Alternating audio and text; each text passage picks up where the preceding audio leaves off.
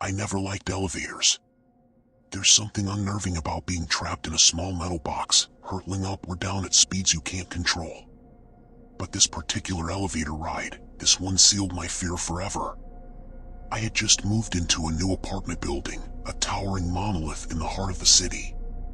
It was one of those modern high-rises, filled with young professionals chasing their dreams. I was on the 17th floor. It was high enough to enjoy the view, but low enough not to worry about the elevator. Or so I thought. One night, after a long day at work, I stepped into the elevator as usual. It was around 11 p.m., the building mostly quiet, save for the hum of the fluorescent lights in the hallway. I pressed the button for my floor and watched the doors slide shut. The elevator began its ascent, but something felt off immediately. The usual gentle hum of the machinery sounded louder, more strained, like it was struggling. I felt a strange, almost imperceptible drop, like I had missed a step on a staircase. But the display showed we were still rising. Then, at the 12th floor, the lights flickered. Not a full blackout, just a slight dimming, but enough to set my nerves on edge. The elevator continued upward, and I told myself it was just a glitch. These things happen, right? But when we reached the 17th floor, the doors didn't open. I pressed the button again, harder this time, but nothing happened. I could feel my pulse quicken, my breath coming in short bursts. I hit the emergency button, and it lit up with a dull, red glow, but no sound came. No response. The elevator wasn't stopping. I watched in disbelief as the number on the display continued to rise. 18, 19, 20. There was no 20th floor in the building.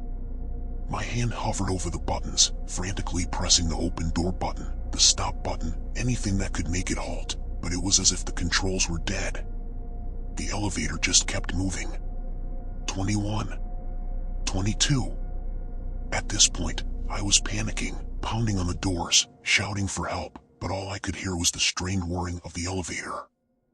I pressed my ear against the wall, hoping to hear some noise from the outside, people, footsteps, something, but there was nothing. Then the elevator stopped. The number on the display blinked, 23. I stood frozen, staring at the number.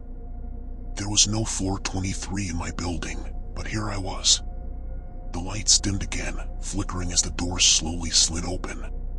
What lay beyond was not the well-lit hallway of my building. It was a long, narrow corridor, shrouded in darkness.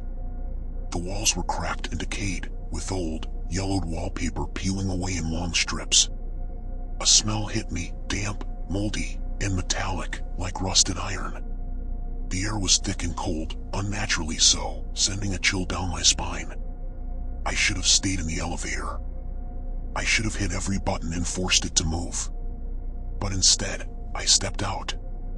The floor beneath me creaked ominously with each step, and the lights inside the elevator dimmed behind me. I glanced back, considering returning, but before I could move, the door slid shut with a sharp thud, leaving me in utter darkness. My phone. I pulled it from my pocket, flicking on the flashlight, and scanned the corridor. The beam of light barely penetrated the gloom, but it was enough to see that the hallway stretched on, far longer than the building's structure should have allowed. I started walking, every instinct screaming at me to turn around, but something drew me forward. As I walked, the feeling grew stronger, a sense that something, or someone, was watching me. After what felt like hours, I saw a door at the end of the hallway. It was old, wooden, and slightly ajar.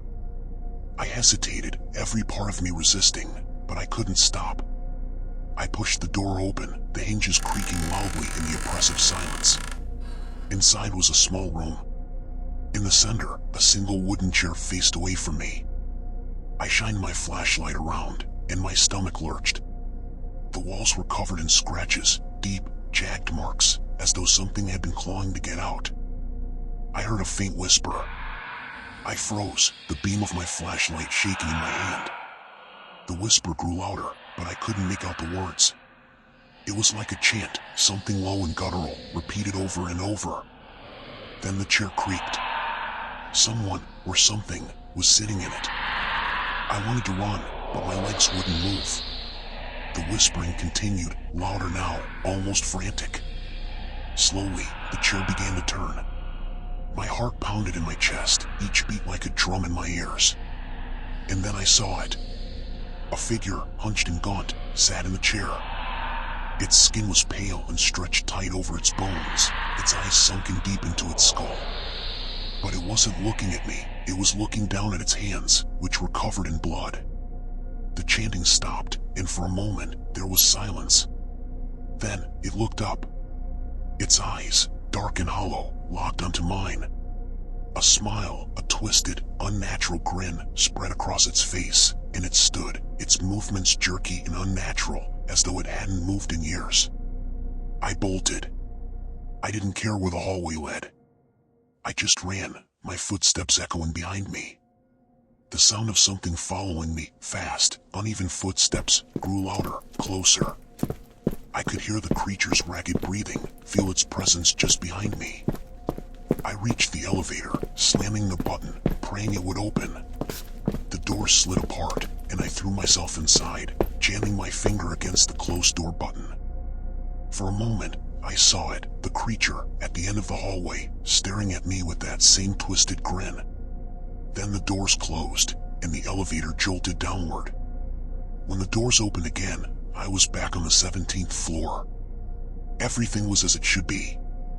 But the memory of that hallway, that creature, lingered. I moved up the next day. But every time I step into an elevator now, I can't help but wonder, what floor will it take me to next?